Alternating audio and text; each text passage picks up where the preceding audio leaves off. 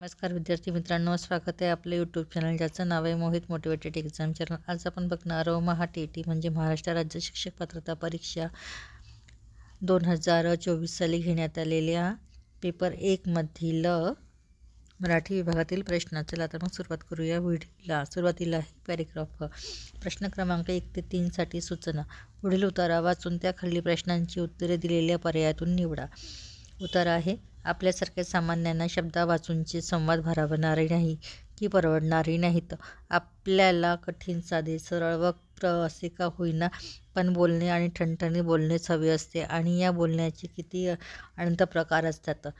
व्यक्ती तितक्या प्रकृती अशी म्हण आहे, त्या चालीवर माणसे तितकी बोलणी अशी म्हण बनवायला हरकत नाही। मोकळा संवाद असे आपण म्हणतो, पण समाजात वावरताना या तथाकथित मोकळ्या संवादावर कशी आणि किती बंधने पडत असतात हे पाहिले म्हणजे गंमत वाटते। मित्रमंडळीशी गप्पा मारताना आपण खूप मुक्त मोकळे असतो अशी आपली समजूत असते, पण ती खरी असते का?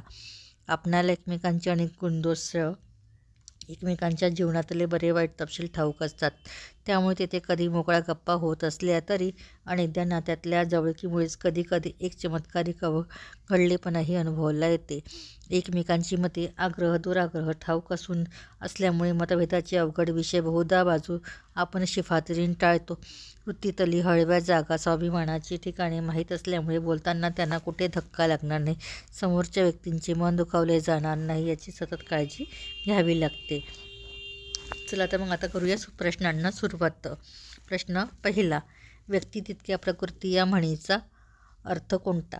पर्याय आहेत, सर्व व्यक्ती सारख्याच स्वभावाचे असतात, व्यक्तींच्या आचार विचारात भिन्नता असते, सर्व व्यक्तींमध्ये साम्य असते, सर्व व्यक्तींची मनोवृत्ती भिन्न असते। तर याचा अचूक उत्तर असणार आहे पर्याय क्रमांक 2, व्यक्तींच्या आचार विचारामध्ये भिन्नता असते। त्यानंतर आहे प्रश्न क्रमांक 2, संवादात मतभेदाची अवघड विषय टाळले जातात कारण एकमेकांची मते ठाऊक असतात, हट्टी स्वभावाची जाणीव असते, स्वभावाची ठिकाणे माहीत असतात। तर पर्याय आहेत, फक्त अ बरोबर, फक्त ब बरोबर, फक्त अ आणि क बरोबर, अ ब क सर्व बरोबर। तर याचं अचूक उत्तर असणार आहे पर्याय क्रमांक 3, फक्त अ आणि क बरोबर। प्रश्न क्रमांक 3, उतारानुसार संवाद साधताना कोणती दक्षता घ्यावी? पर्याय आहेत, समोरच्या व्यक्तींचे मन दुखावले जाणार नाही याची, स्वतःचेच म्हणणे खरे करण्याची, नेहमी स्वहितास प्राधान्य देण्याची, समोरच्या व्यक्तींच्या दोषांकडे दुर्लक्ष करण्याची। तर याचं अचूक उत्तर असणार आहे पर्याय क्रमांक 1, समोरच्या व्यक्तींचे मन दुखावले जाणार नाही याची दक्षता घ्यावी। प्रश्न क्रमांक 4, मामाने भाचीस बोलकी भावली आणली या वाक्यातील विशेषणाचा प्रकार कोणता? पर्याय आहेत, गुणवाचक विशेषण, संख्यावाचक विशेषण, सार्वनामिक विशेषण, धातुसाधित विशेषण। तर याचं अचूक उत्तर असणार आहे पर्याय क्रमांक 4, धातुसाधित विशेषण। त्यानंतर आहे प्रश्न क्रमांक 5, कर्नल संतोष महाडिक आपल्या तुकडीसह पुढे सरसावले या वाक्यातील अधोरेखित शब्दाची जात ओळखा। तुकडीसह या शब्दामध्ये सह या शब्दाला अंडरलाईन अधोरेखित केलेलं आहे, तर आपल्याला त्याचं शब्दाची जात कोणती आहे ते ओळखायची आहे। पर्याय दिलेले आहे, केवल प्रयोगी अव्यय, क्रियाविशेषण अव्यय, शब्दयोगी अव्यय, उभयनामी अव्यय। तर याचं अचूक उत्तर असणार आहे पर्याय क्रमांक 3,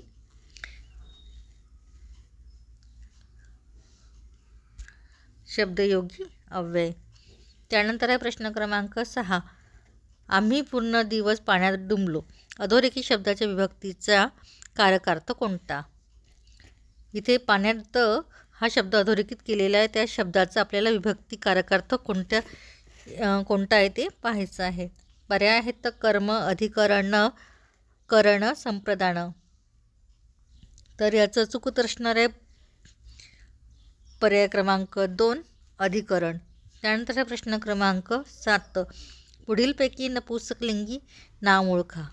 पर्याय आहे, फुगे, धागे, सोगे आणि वांगे। तर याचं अचूक उत्तर असणार आहे पर्याय क्रमांक 4, वांगे। त्यानंतर प्रश्न क्रमांक 8, आम्हाला उत्कर्षाचा आणि प्रगतीचा मार्ग दिसला या वाक्यातील विधेय भाग ओळखा। पर्याय आहे तर मार्ग दिसला, आम्हाला दिसला, प्रगतीचा मार्ग दिसला, आम्हाला मार्ग दिसला. तर याचं अचूक उत्तर असणार आहे पर्याय क्रमांक 3 पर्याय क्रमांक 1 मार्ग दिसला. त्यानंतर आहे प्रश्न क्रमांक 9. शंकर सावरकरच्या कट्यात गवसून नये म्हणून मी त्याला मदत केली. वरील वाक्याचा प्रकार ओळखा. वाक्य दिलेलं आहे आणि त्याचा वाक्याचा प्रकार कोणता आहे ते बघायचं आहे.